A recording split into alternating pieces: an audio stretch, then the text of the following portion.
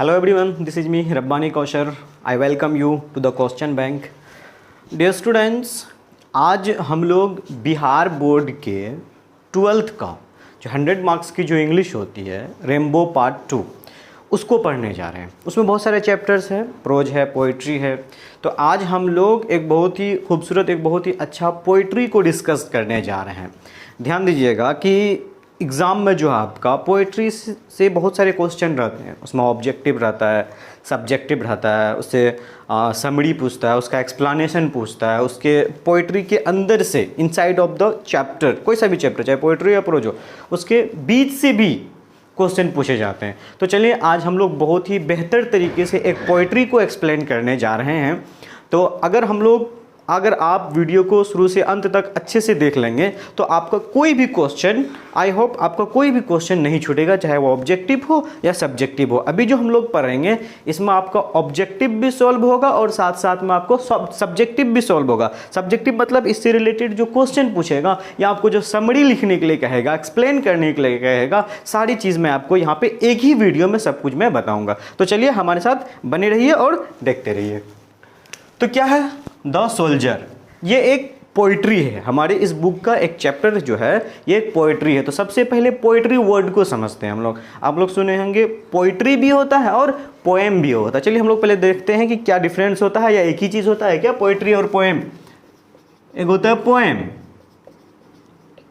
Poetry, ये कोई अलग अलग चीज़ नहीं होता, ये एक ही चीज़ होता है। पोइट्री पोएम दोनों सेम चीज़ होता है, दोनों का ही मतलब होता है कविता, लेकिन थोड़ा सा ग्रामेटिकली डिफरेंस होता है, ग्रामेटिकली डिफरेंट है दोनों।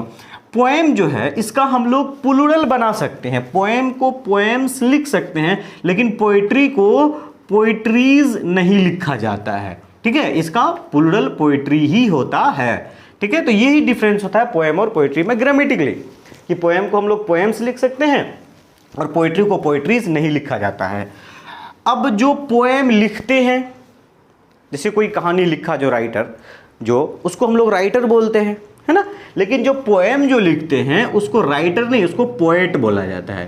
पोएट यानी कवि, फीमेल पोइटिस यानी कवित्री, इसका फीमेल पर्सन। तो पोएट जो होता है वो कवि होता है, यानी पोएट ये नाउन हो गया, पोएम पोइट्री ये सब नाउन हो गया। अब यहाँ पे हम लोग देख रहे हैं कि ये जो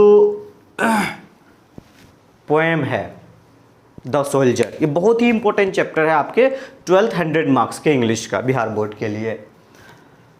द सोल्जर हम लोग यहाँ पे पढ़ेंगे भी कि इसका एक्सप्लेन, इसको हम लोग अच्छे से एक्सप्लेन करेंगे कि द सोल्जर इसका मीनिंग क्या होता है। सैनिक, सिपाही या फौजी, जो आर्मी होता है उसको हम लोग बोलते हैं सोल्जर। ठीक है, सोल्जर पढ़ेंगे इसको।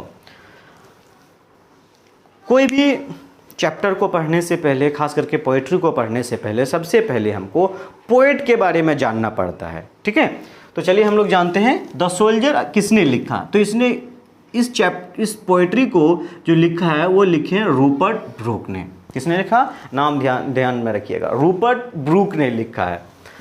1887 टू 1915, यानी 1887 में उसका जन्म हुआ और 1915 में इसका क्या हो जाता है, देहांत हो जाता है, डेथ हो जाता है। ये उसका जीवन काल है, लाइफ स्पान बोलते हैं उसको हम लोग। तो चलिए सबसे पहले पोएट के बारे में, रूपर्ट ब्रूक के बारे में जानते हैं। रूपर्ट ब्रूक जो थे, ये जो पोएट और ये पोएट एक्चुअली में सैनिक थे। ठीक है, तो ये हमारे इंडिया का नहीं, ये इंग्लैंड का सैनिक था। ठीक है, तो यहाँ पे एक बात आती है भाई, फिर हम लोग इंडियन होकर के फिर यहाँ पे हम लोग इंग्लैंड के सैनिक के बारे में पढ़ रहे हैं, कुछ तो बात होगी। आखिर हम लोग इंग्लैंड के सैनिक के बारे में क्यों पढ़ रहे हैं? हम अपने देश के सैनिक को के बारे में नहीं पढ़ के बल्कि इंग्लैंड के सैनिक के बारे में पढ़ रहे हैं, कुछ तो बात होगी हम लोग इसमें। चलिए हम लोग उसको देखते हैं। तो रूपर्ट ब्रूक जो थे ये इंग्लैंड के पोएट थे। कहाँ के थे? इंग्लैंड के पोएट थे ये। वॉज बॉर्न, इसकी पैदाइश हुई थी, ये जन्म हुआ था in a well to do academic family. Well to do मतलब होता है फाइनेंशियली स्ट्रॉन्ग, जिसके एक अच्छा धनी परिवार, है ना, एकेडमिक फैमिली, और उसका जो है कि एजुकेशन बैकग्राउंड, यानी हर तरह से उसके फैमिली सुखी संपन्न फैमिली में उसकी पैदाइश हुई थी। ये रहा फर्स्ट लाइन। उसके बाद यहाँ से आप इस चैप्टर से जो एक और क्वेश्चन आता है, हम लोग क्वेश्चन को भी एक्सप्लेन करते जाएंगे।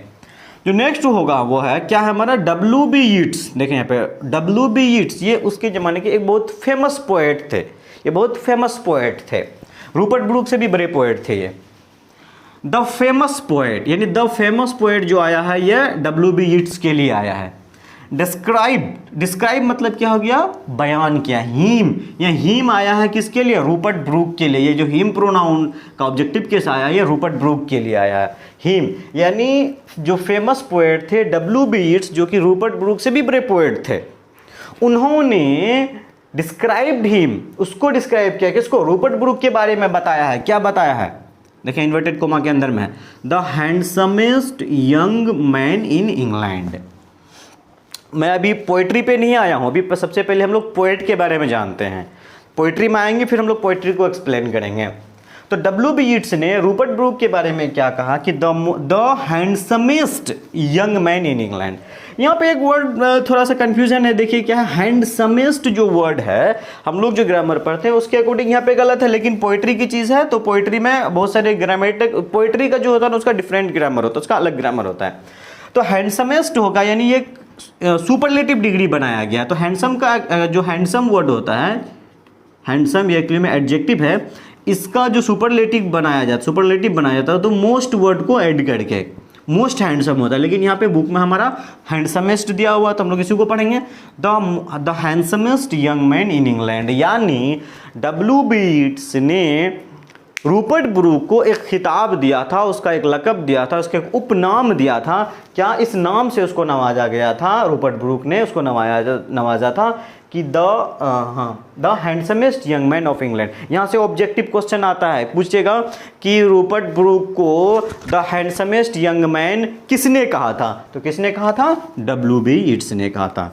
ठीक है, चलिए नेक्स्ट पॉइंट क्या है हमारा, Rupert Brooke was a war poet। Next objective यहाँ पे क्या आएगा आपका, वार पोएट। पोएट यानी कवि, यानी जो रूपर्ट ब्रूक थे इसको वार पोएट के नाम से जाना जाता है। क्यों, क्योंकि इन्होंने जो भी पोएट्री लिखा उसमें देशभक्ति के बारे में, पैट्रियोटिक फीलिंग यानी देश के बारे में, आर्मी के बारे में, सैनिक के बारे में, युद्ध के बारे में, इन सब चीज़ों के बारे में बताया। नेचर के बारे में नहीं बताया, लव के बारे में नहीं बताया। जैसे विलियम वर्ड्सवर्थ फेमस है नेचर पोएट के बारे में, उन्होंने बहुत सारे पोएट्री लिखा है नेचर के बारे में, उसको the great romantic poet of nature कहा जाता है। तो रूपर्ट ब्रूक जो थे ये वार के बारे में ज़्यादातर पोएट्री लिखे थे, इसी वजह से इसको हम लोग वार पोएट बोलते हैं। यहाँ से ऑब्जेक्टिव आता है, पूछेगा Rupert Brooke was a dash poet, तो याद रखिएगा यहाँ पे क्या है, Rupert Brooke was a war poet. ठीक है, हु ये किसके लिए आया, रूपर्ट ब्रूक के लिए आया। हु जो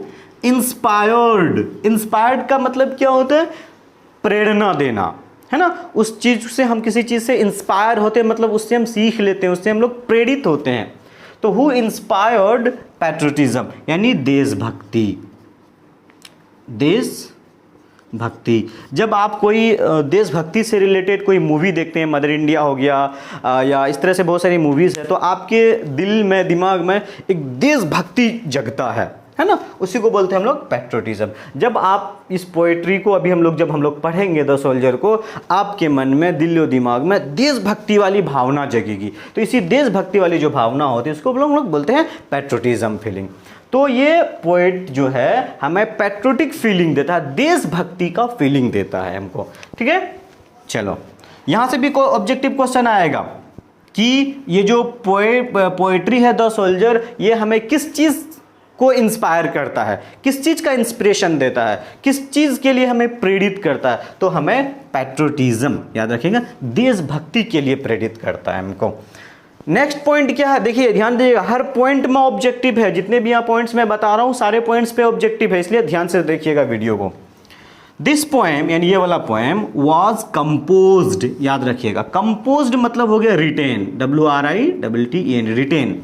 रिटेन यानी राइट का थर्ड फॉर्म रिटेन, उसी तरह से कंपोज का थर्ड फॉर्म कंपोज्ड। याद रखिएगा, कोई स्टोरी को जो लिखते हैं तो उसको राइट किया जाता है, लेकिन जब किसी पोएट्री या पोएम को लिखा जाता है तो उसको लिखना के लिए, जो पोएम लिखना के लिए हम लोग कंपोज वर्ड यूज किया जाता है, हम लोग उसको कंपोज्ड बोलते हैं, ना कि राइट बोलते हैं। पोएट्री को कंपोज किया जाता है, स्टोरी को राइट किया जाता है। ठीक है, वाज कंपोज्ड यानी रिटेन। अगर यहाँ पे रिटेन भी लिख देंगे तो ऐसा नहीं कि गलत हो जाएगा, नहीं, रिटेन भी लिख सकते हैं, लेकिन बेहतर होगा कि आप कंपोज वर्ड यूज करें। This poem was composed in the early phase of world war first. World war first यानी इस पोएम को कब लिखा गया था? जब वर्ल्ड वार शुरू हुआ था 1914 में। जब वर्ल्ड वार स्टार्ट हुआ था उसी वक्त अर्ली फेज, शुरुआती दौर में इस पोएट्री को लिखा गया था। ऑब्जेक्टिव यहाँ पे आ सकता है कि इस पोएट्री को कब लिखा गया, early phase of world war, या और भी कुछ दे देगा तो early phase of world war यानी वर्ल्ड वार फर्स्ट के, वर्ल्ड वार फर्स्ट याद रखिएगा, वर्ल्ड वार फर्स्ट के शुरुआती दौर पे ही लिखा गया था। क्यों? अब देखें यहाँ पे 1915 में तो इसका तो डेथ हो जाता है ना। नेक्स्ट पॉइंट क्या है? The soldier is a patriotic poem. Objective आएगा कि द सोल्जर किस टाइप का पोएम है ना? तो यह पैट्रियोटिक पोएम है यानी देशभक्ति वाला, अपने वतन के बारे में बताता है।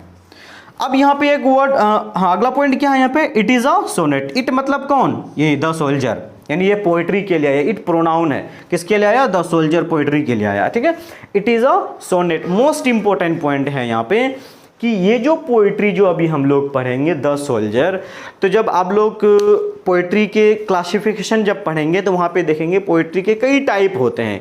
एलिजी होता है ना, बैले होता है, सोनेट होता है, ये सब पोइट्री का टाइप होता है, फॉर्म्स ऑफ पोइट्री होते हैं। तो उसी पोइट्री के फॉर्म में से एक फॉर्म हमारा है सोनेट। पूछता है एग्जाम में कि व्हाट इज सोनेट, सोनेट क्या होता है? याद रखिएगा वैसी कविता, वैसी पोइट्री जो कि 14 लाइन की होती है। द पोएम ऑफ 14 लाइन्स हम लोग बोल सकते हैं, द पोएम या पोइट्री ऑफ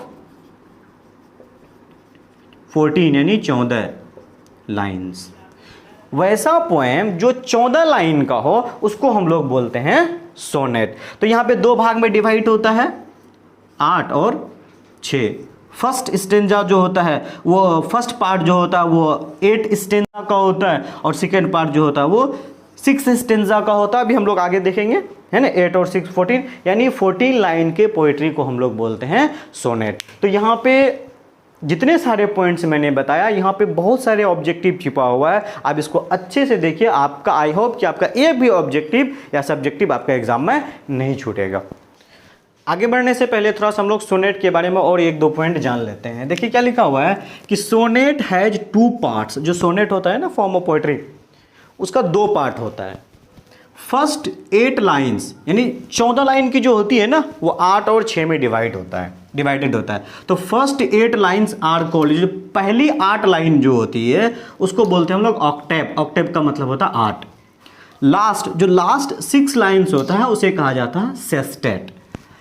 क्या होता है ऑक्टेव में और क्या होता है सेस्टेट में, उसको समझिए। ऑक्टेव में क्या होता है, जो पोएट होता है वो किसी मुद्दे को, किसी इशू को वो उठाता है, किसी मुद्दे या किसी इशू पे वो बात करता है। और लास्ट जो पार्ट होता है सेस्टेट, उसमें उस मुद्दे का वो अपना जवाब भी देता है। वो ऐसा सवाल क्यों उठाया, उन्होंने ऐसा फील क्यों किया, उस चीज़ को वो फील करता है, उस चीज़ को वो आंसर देता है। अभी हम लोग यहाँ पे द सोल्जर में देखेंगे, जो ऑक्टेव होगा, फर्स्ट 8 लाइन जो होगा उसमें पोएट बताएगा कुछ, और उसके बाद फिर सेस्टेट में जो होगा 6 लाइन होगा, वो ऐसा क्यों बताया उस चीज़ का उसमें वो रीज़न देगा। तो चलिए अब हम लोग आते हैं अपने पोइट्री में। यहाँ जो लिखा हुआ है ये आपकी बुक की लाइंस लिखी हुई है। यहाँ पे जो बुक पे जो लिखा हुआ उसी को मैंने यहाँ पे लिखा। तो चलिए हम लोग इसको पढ़ते हैं। क्या लिखा है रूपर्ट ब्रूक ने? If I should die. क्या मतलब हुआ? पोएट कह रहा है कि अगर मेरी मौत हो जाती है, अगर मैं मर जाऊं, यानी पोएट यानी मौत से पोइट्री को स्टार्ट करता है। क्यों? क्योंकि हम लोग जानते हैं जो आर्मी होता है वो अपने मौत का कफन सिर में बांध के चलता है। कहने का मतलब यहाँ पे ये हुआ कि वो अपने देश से इतने मोहब्बत करते हैं, अपने वतन से, कि वो अपने जान को निछावर तक करने के लिए वो तैयार रहते हैं। तभी जाकर के हम अपने घरों में सुकून से सो पाते हैं। वो रेगिस्तान की गर्मी से लेकर के सियाचिन की ठंडी तक वो डट कर वहाँ पे खड़े रहते हैं, तब जाकर के हम लोग घर में सुकून की नींद सो पाते हैं। तो एक इस पोएम में रूपर्ट ब्रूक चूँकि एक आर्मी है, एक सोल्जर है, वो इसमें एक्सप्लेन करते हैं, बताते हैं कि एक आर्मी के दिल में अपने वतन के लिए कितनी मोहब्बत होती है, उस चीज़ को वो यहाँ पे बयान करते हैं। तो क्या लिखा है? इफ़ आई शुड डाई, अगर मैं मर जाऊँ या अगर मेरी मौत हो जाती है, अगर मैं युद्ध पे जाऊँ, अपने अभियान पे जाऊँ, अगर मैं वहाँ शहीद हो जाता हूँ, अगर मैं वहाँ पे मर जाता हूँ, थिंक सोचो, ओनली वर्ड का यूज किया गया, दिस ऑफ मी। ये जो डाई की बात हो रही है ना, ये शहीद होने की जो बात हो रही है, मरने की जो बात कर रहे हैं, ये सिर्फ अपने बारे में बोल रहे हैं कि ये बात ना आप सिर्फ मेरे लिए सोचो कि अगर मैं युद्ध के दौरान बैटल फील्ड में, युद्ध क्षेत्र में अगर मेरी मौत हो जाती है तो क्या, दैट देयर्स मतलब there is, that there's some corner of a foreign field. क्या मतलब हुआ भाई, फॉरेन का मतलब हो गया विदेश, कोई दूसरे कोई गैर मुल्क में, फील्ड मतलब हो गया वहाँ की गैर मुल्क की जो भूमि है वहाँ पे, कॉर्नर मतलब किसी गैर मुल्क के किसी भी कोने में अगर वहाँ पे मेरी मौत हो जाती है, अगर मेरी मौत होती है, अगर वो मेरा वतन ना हो करके कोई दूसरे का वतन हो, उस वतन का कोई सा भी अगर कोना हो, किसी गैर मुल्क के किसी भी कोने में अगर मेरी मौत हो जाती है, दैट, यहाँ पे दैट का जो यूज़ किया गया है वो फॉरेन फील्ड के लिए यूज़ किया गया है, फॉरेन फील्ड का प्रोनाउन यूज़ किया गया यहाँ पे दैट, दैट इज फॉरएवर मतलब होता है हमेशा हमेशा के लिए, ईवर हमेशा हमेशा के लिए, ईवरग्रीन सदाबहार, हमेशा हमेशा के लिए। दैट इज फॉरएवर इंग्लैंड, यानी वह मतलब कौन, ये फॉरेन फील्ड जहाँ पे जिस कोने में, उस गैर मुल्क के जिस कोने में उसकी मौत होगी, वो जो वहाँ की जो मिट्टी होगी, वहाँ की जो भूमि होगी, वो क्या हो जाएगा, फॉरएवर इंग्लैंड, वो भूमि जहाँ पे उसको दफनाया जाएगा, जहाँ पे उसका शरीर चाहे वो जितना भी वो स्पेस को ऑक्युपाई करेगा, ये जो स्पेस होगा, जिस स्पेस में जितनी जगह में उसके शरीर होगा, उस गैर मुल्क की मिट्टी में ये जो मिट्टी हो जाएगा, ये जो जितनी भी ये जो ज़मीन हो जाएगी, ये पूरी तरह से किसका हो जाएगा, इंग्लैंड का हो जाएगा। यानी जहाँ पे उसकी मौत होगी, जहाँ पे उसको दफनाया जाएगा, वो जितना जगह को घेरेगा, ऑक्युपाई करेगा, वो पूरा प्लेस पूरी तरीके से इंग्लैंड का हो जाएगा। ऐसा क्यों कह रहा है, क्योंकि ये तो फर्स्ट 8 लाइन है, इसका आंसर आपको लास्ट 6 लाइन में दिया जाएगा।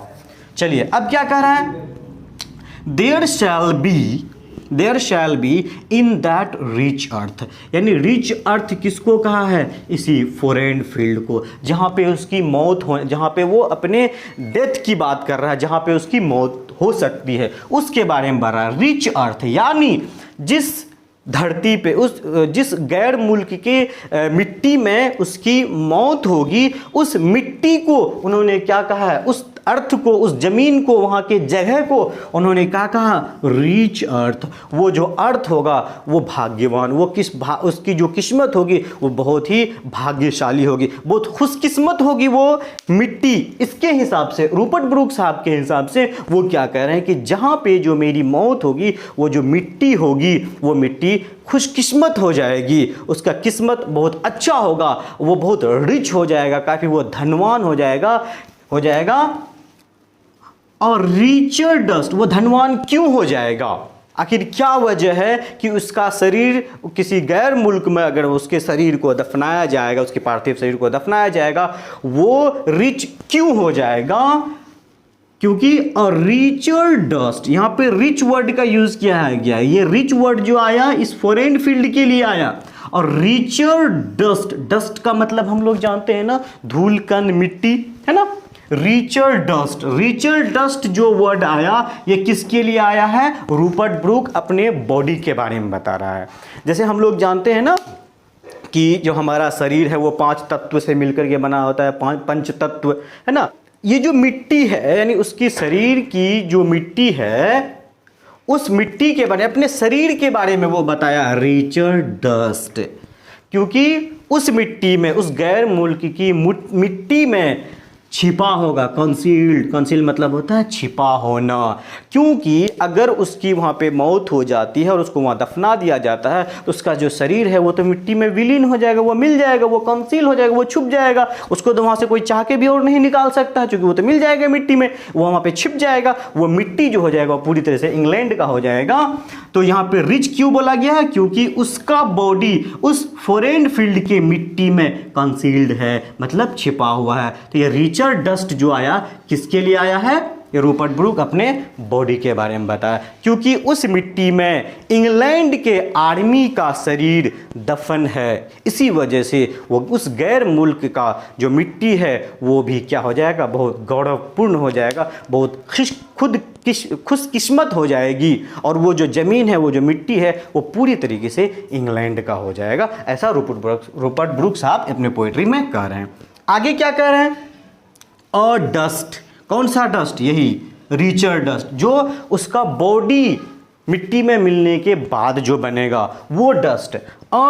डस्ट हुम यानी जिसे, अपने बॉडी के बारे में बता रहे हैं, और डस्ट हुम जिसे इंग्लैंड बोर यानी बियर यानी जन्म देना, बियर बोर्न है सेकेंड फॉर्म है, क्योंकि एक ऐसा बॉडी है, यानी जो रिचर डस्ट है उसका जो बॉडी है उसके बारे में क्या बता रहा है कि हमारा बॉडी एक ऐसा बॉडी है, एक ऐसा शरीर है, हमारी जो बॉडी है वो क्या है, इंग्लैंड बोर्न, जिसे इंग्लैंड ने जन्म दिया, जिसे इंग्लैंड ने पैदा किया, यानी अपने देश का, अपने वतन को का जो ओहदा है वो बहुत बड़े लेवल का यहाँ पे ये दे रहे हैं कि वो मिट्टी, जिस मिट्टी में मेरा शरीर मिलेगा वो बहुत खुशकिस्मत हो जाएगा। क्यों? क्योंकि जो शरीर है हमारा उसे किसने जन्म दिया, इंग्लैंड ने जन्म दिया, यानी अपने देश को के जो ओहदा है वो बहुत बड़े लेवल का यहाँ पे वो एक्सप्लेन कर रहे हैं। कोई भी जो आर्मी होता है, कोई भी देश का जो आर्मी होता है, वो उसका जो देश होता है, उसका जो वतन होता है, उसके लिए सब कुछ होता है ना।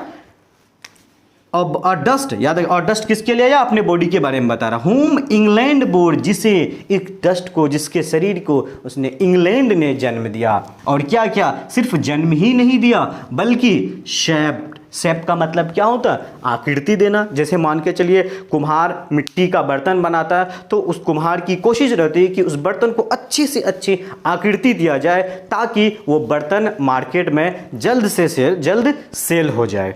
उसी तरह से इंग्लैंड ने इसको सजाया, संवारा, यानी सब कुछ उसको बनाया, उसको एक, एंड अब क्या करें, मेड अवेयर का मतलब होता है होशियार बनाना, यानी जागरूक बनाना। तो इंग्लैंड ने उसे जन्म दिया, उसे एक शेप, आकृति दिया, यानी एक अच्छी पहचान दिया, उसको एक जिंदगी दी, एक नाम दिया, एक रुतबा दिया, एक इज्जत दिया उसको, है ना। और मेड अवेयर, और वो उसके वतन ने उसको क्या बनाया, होशियार बनाया, एक सेंस ऑफ रिस्पॉन्सिबिलिटी दिया उसको, वहाँ पे अपने वतन में रह करके बहुत अच्छा नागरिक बना, वो अपने देश की कीमत को समझ पाता है, यानी वो बहुत होशियार बना, बहुत अच्छा नागरिक बन पाया। ये सारी चीज़ जो बना वो किसके वजह से बना, अपने देश के वजह से बना। उसके देश के आबो हवा ने, उसके वतन ने उसे सजाया, संवारा और एक अच्छा नागरिक बनाया। अब आगे पोएट क्या कर रहे हैं, gave once her flowers to love her ways to Rome.